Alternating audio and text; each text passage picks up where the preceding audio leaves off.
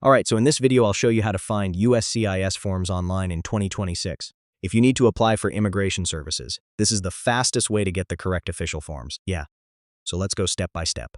First, open your browser and go to the official website of the U.S. Citizenship and Immigration Services.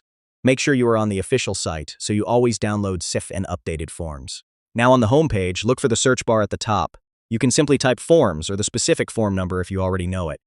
Next, you will see a page called Forms or All Forms.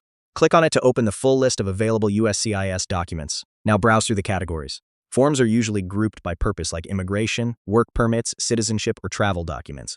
If you know the exact form number, like I-130 or I-765, just type it in the search box and it will take you directly to that form. Once you find the form you need, click on it to open the Details page. Here you will see instructions, eligibility, and download options. Now click the PDF download button to save the form to your device. You can open it, fill it out, and print it if needed. And that's it. Now you know how to find and download USCIS forms online step by step. If this video helped you, make sure to hit like, subscribe for more simple guides like this. I'll see you in the next one.